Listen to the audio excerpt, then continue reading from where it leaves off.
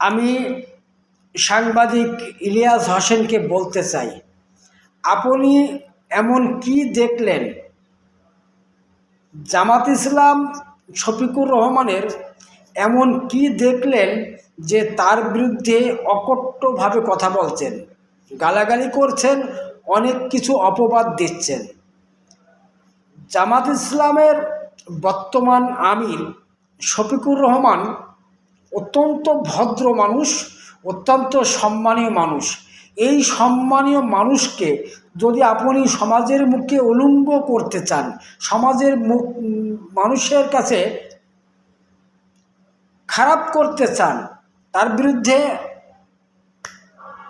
উল্টোপাল্টা কথা বলতে চান, আপনার কি লাভ হবে? আপনার কতটুকু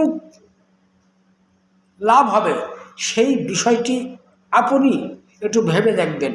কারণ দীর্ঘদিন ধরে আপনি যেমন বাংলাদেশে সাংবাদিকতা করেছেন, আমরাও বাংলাদেশের নাগরিক।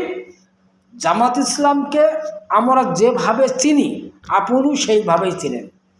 আপনি কেন জামাত ইসলামকে অর্থাৎ ডক্টর শফিকুর রহমানকে আওয়ামী লীগ বিএনপির কাতারে ঠেলে দিচ্ছেন?